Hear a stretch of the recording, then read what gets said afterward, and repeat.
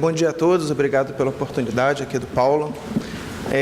Gostaria de iniciar dizendo que o meu objetivo principal, sempre em qualquer projeto, são os alunos. Minha satisfação maior é quando eu vejo uma turma de graduação formada, uma iniciação científica sendo terminada, mestrado, doutorado. Isso realmente para mim é o que é muito gratificante. Toda vez que chega um projeto novo, eu fico sempre antenado para possibilitar alunos que vêm me procurar. Graças a Deus, nos últimos anos, a química da atmosfera, a poluição atmosférica vem crescendo exponencialmente a procura pelos alunos. E eu fico decepcionado quando eu não tenho um tema, então eu tenho que inventar um tema sem muita aplicação.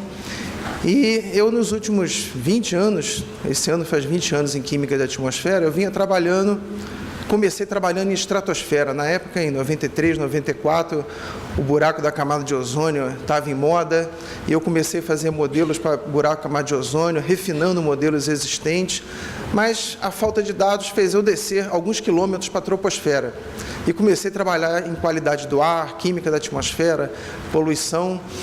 E há uns 3 anos atrás, o pesquisador Carlos Nobres deu o prazer de uma palestra aqui na UERJ, no campus onde eu trabalho aqui em Resende, coladinho em São Paulo, sobre a parte de aquecimento global. E aquele ali levantou as minhas antenas para uma nova linha de pesquisa, a possibilidade de orientar alunos. E eu comecei, um ano depois, a fazer uma série de medidas, continua até hoje, de gás a efeito estufa, lá em cima no Parque Nacional Itatiaia, no 3º lugar mais alto do Brasil, umas medidas interessantes de gás a efeito estufa. Há um ano atrás, mais ou menos, o Paulo Nobre fizeram uma visita lá ao meu laboratório, e o Paulo me pediu uma ajuda para começar a trabalhar com aerosóis, química, para eu botar o dedinho nesse projeto. Só que o Paulo, na verdade, não falou bem a verdade. O dedinho já virou a mão, já está o braço. Eu estou sentindo que o negócio é mais complicado do que eu pensava, porque para eu orientar alunos, eu tenho que conhecer. Então, essa parte tem apenas alguns meses de trabalho, fruto de estudos que eu venho fazendo em artigos, relatórios. Agora a equipe vem crescendo um pouquinho mais, então eu vou mostrar para vocês alguma coisa nesse sentido. Tá? Então, eu trabalho aqui na Universidade do Estado de Janeiro, num campus coladinho aqui em São Paulo, apenas 40 minutos do INPE. Tá?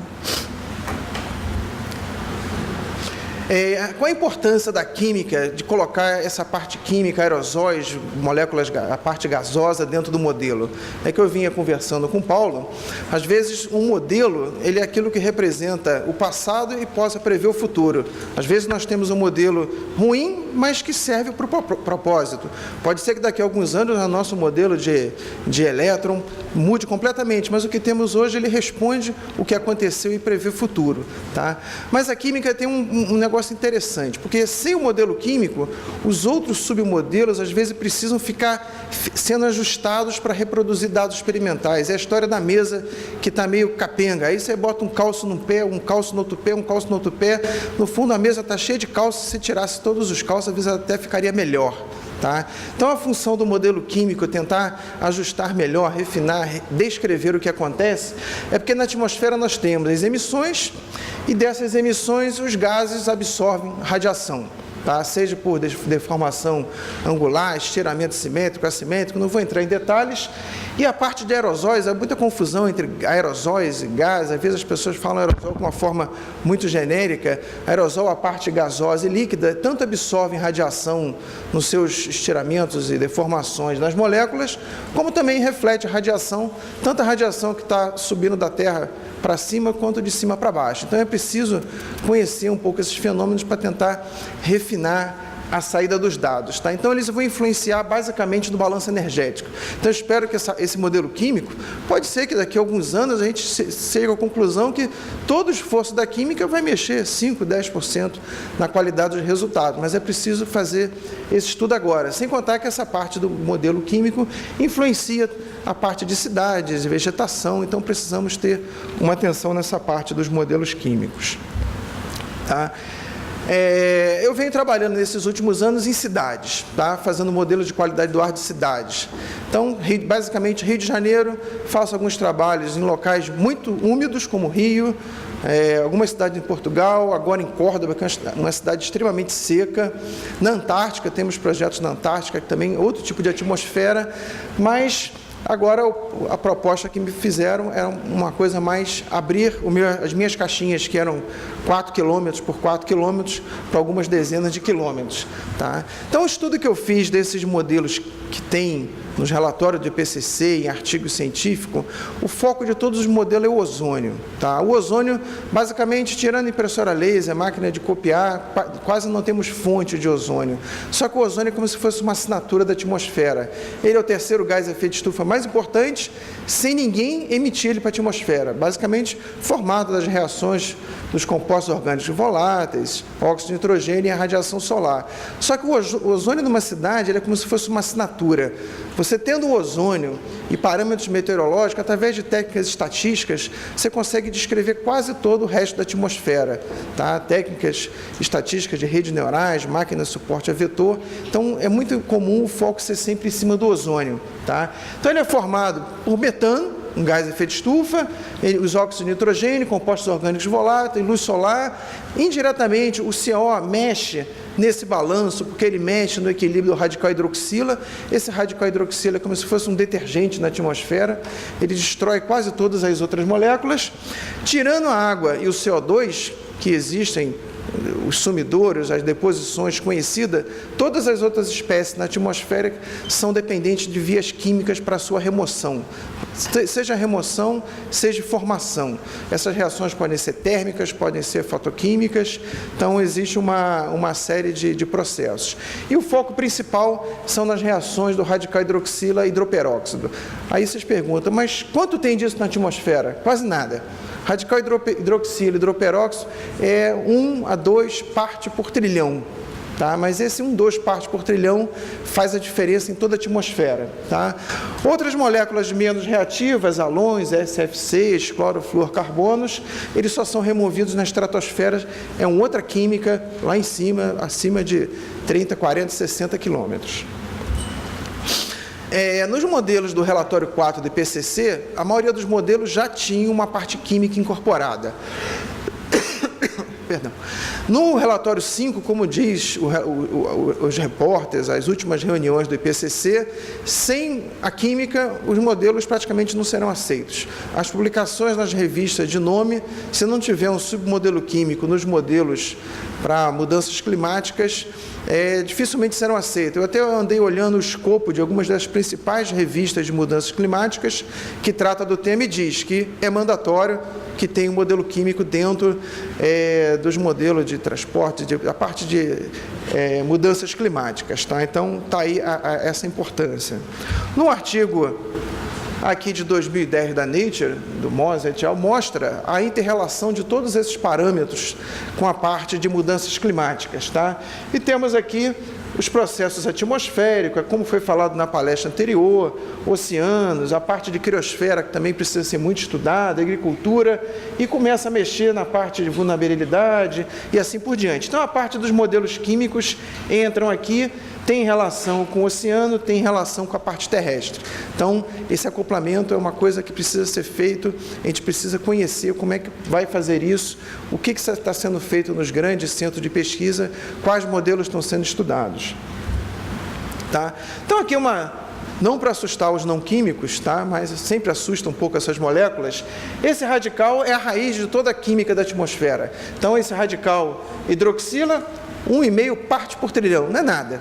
Tá? Mas ele existe na atmosfera, principalmente a atmosfera de grandes cidades, meia-vida menor que 1 segundo, só que todas as espécies emitidas para a atmosfera, seja o CO que sai do escapamento dos nossos automóveis, amônia, que agora vai começar a sair muitos escapamentos de motores a diesel, com os novos catalisadores, os compostos halogenados, NO2, hidrocarbonetos, todas seguem uma rota com esse radical que vai fazer ácido sulfúrico, que vai se transformar em aerosol, vai virar sulfato de amônio, que pode mexer com balanço radioativo na atmosfera, vai virar CO2. Todos os hidrocarbonetos, no fundo, viram CO2. Por mais eficiente que nós façamos nossos automóveis, os motores, por mais eficientes que sejam, mais CO2 eles vão ter. Tá? Não tem como se livrar do CO2 que sai do escapamento. Tá?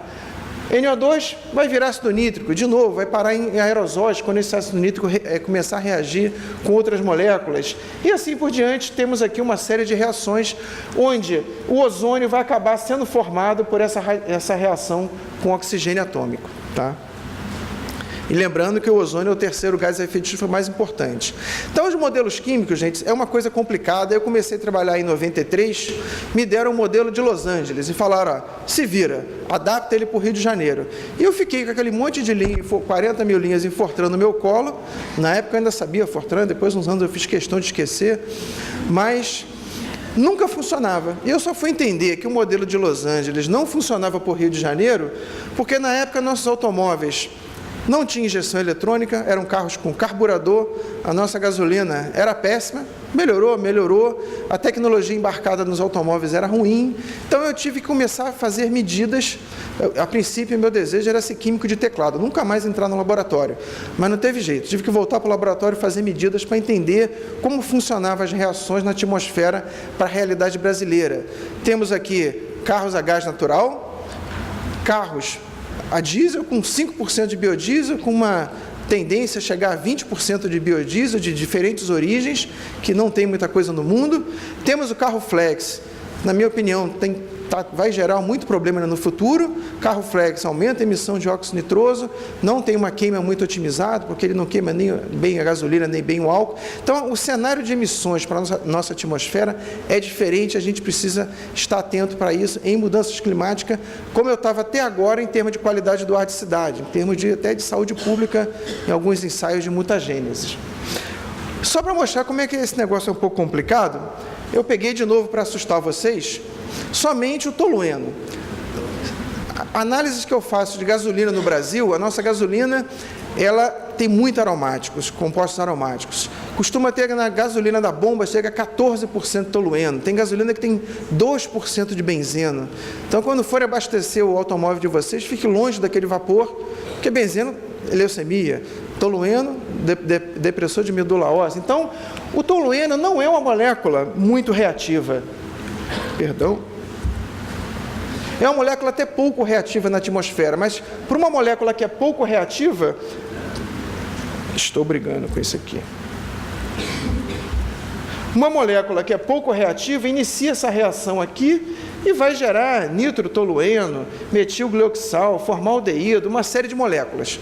Então, o modelo químico de atmosfera costuma ter entre 200, 300 reações, 80, 100 espécies, e muitos desses modelos que existem mundo afora não têm moléculas, não têm reações que contemplem a nossa realidade. Eles vão precisar sofrer uma adaptação, assim como foi feito para as moléculas, os modelos para cidades. Tá? Então, modelos disponíveis através de uma pesquisa na literatura. Então, existem vários.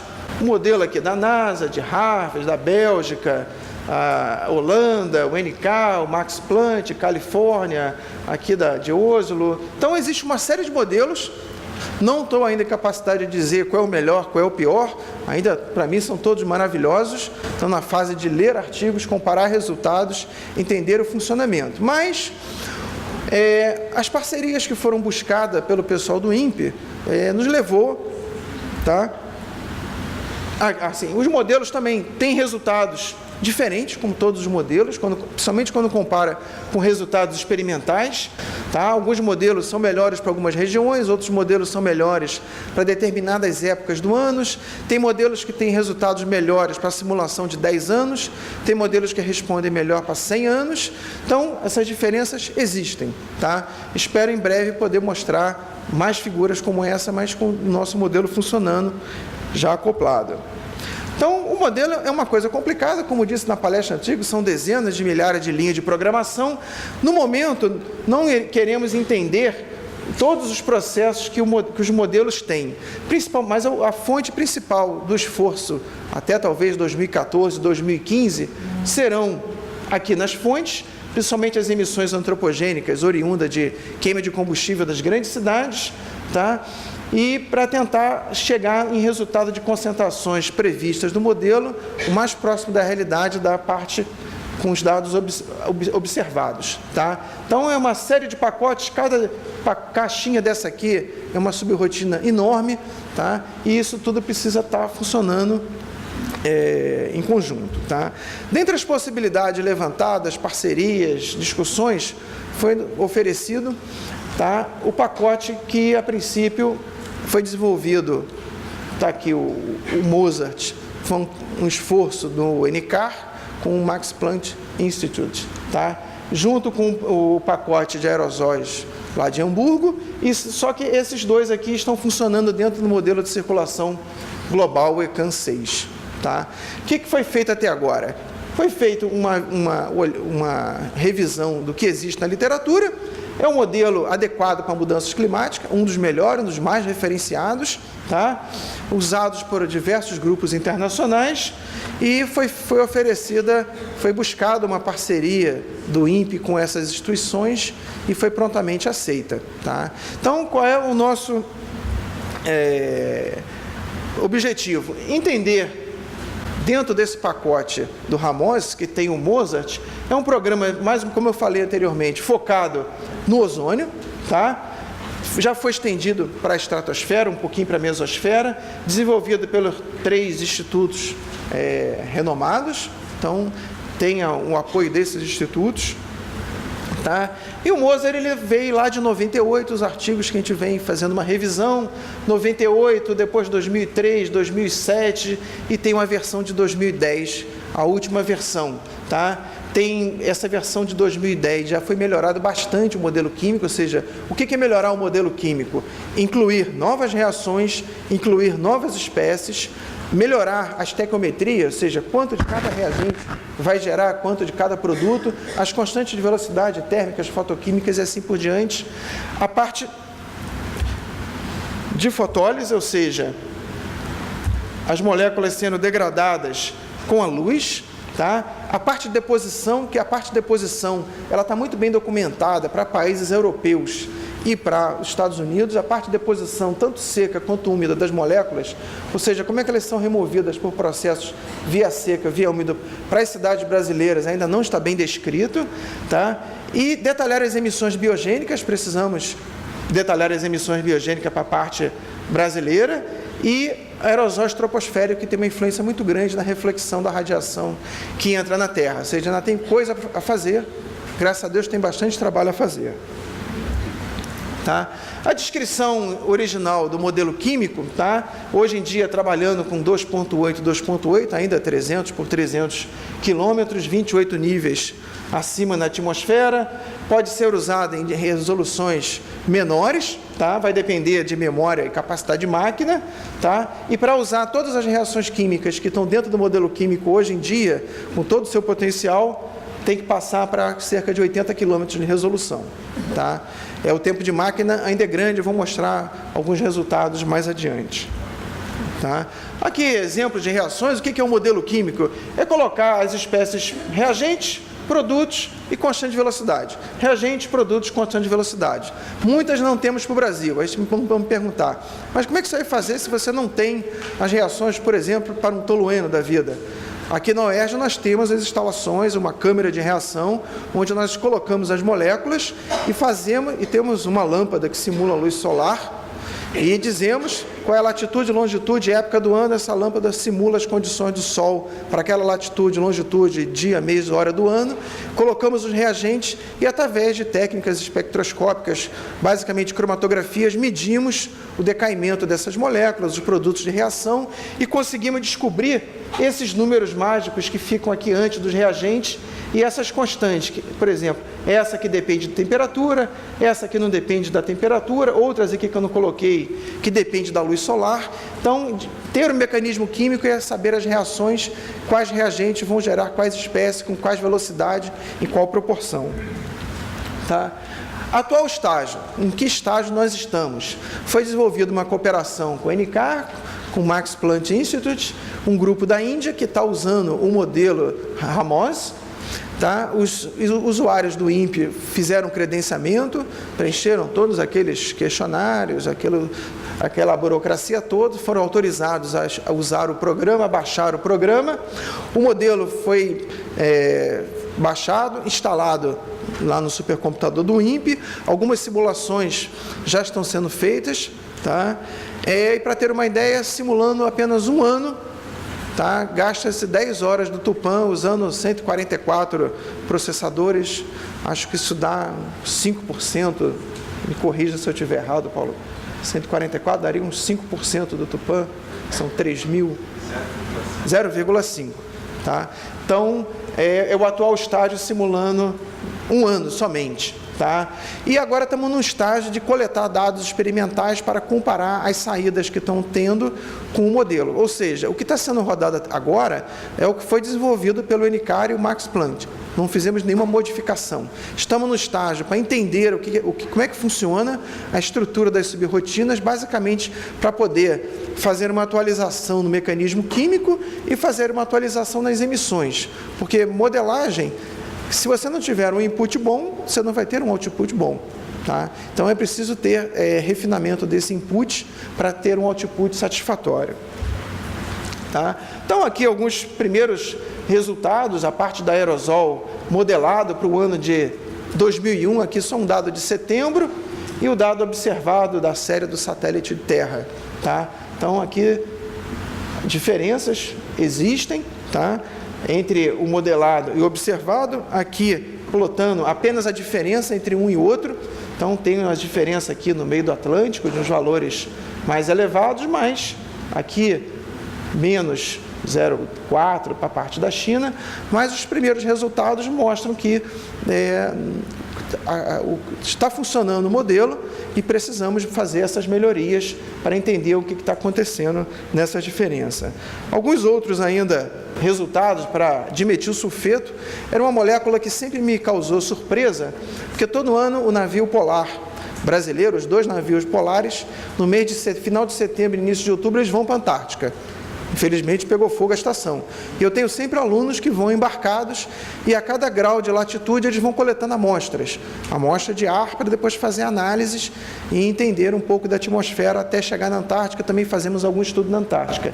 E essa molécula sempre me causava surpresa, porque conforme ia chegando perto da Antártica, o dimetilsulfeto ia aparecendo na cromatografia e eu ficava meio indignado com o dimetilsulfeto, mas passei a entender um pouco a formação do dimetilsulfeto, estudar, e mostra o resultado que realmente, chegando perto aqui onde é a estação brasileira, a produção dele pelo mar realmente aumenta bastante e bate com os dados experimentais que eu tenho de amostras coletadas. Se Deus quiser, isso não vai virar um artigo. Resultados para sulfato, mostrando aqui também, isso aqui é dezembro de 2000 até o início de 2001, tá? Também esses dados ainda não são comparados com experimentais, estamos à procura de dados experimentais para fazer essa comparação. Precipitação total, mostrando que os dados batem com algumas observações experimentais levantadas de artigos de medidas experimentais. Então, apenas para ilustrar, são dados que o modelo está rodando na máquina do INPE e os resultados estão saindo, mas precisam agora ser refinados.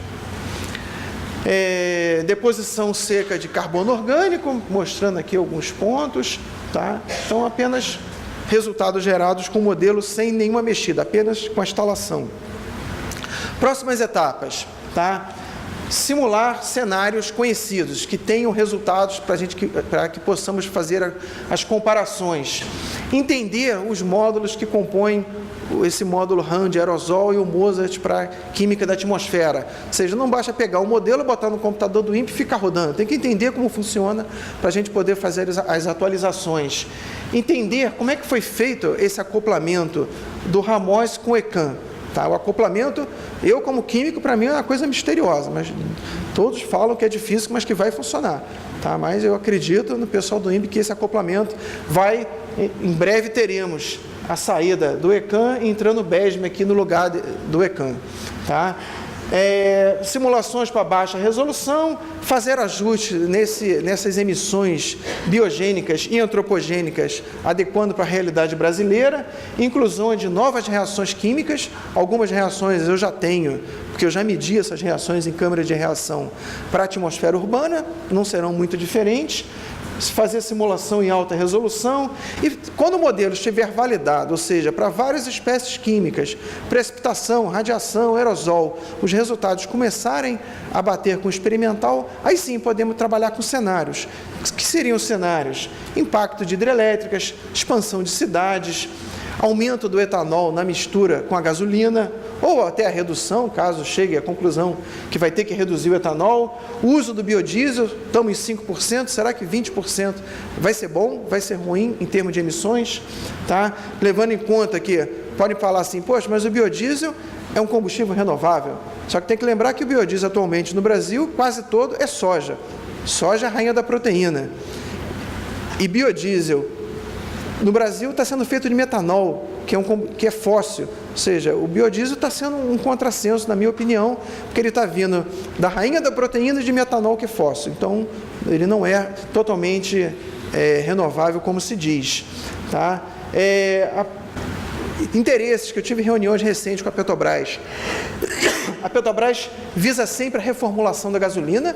Essa reformulação tem vários objetivos, seja de saúde pública, seja de mercado externo, interno, de petróleo que precisa importar e exportar, desse balanço de petróleo que o Brasil sempre é muito confuso. Então, a reformulação do diesel e gasolina envolve muito essa parte de input e output de petróleo para o exterior, e vai ser sempre validando contra dados experimentais, ou seja, vai ter sempre alguém no grupo procurando dados experimentais para a gente poder fazer essa comparação.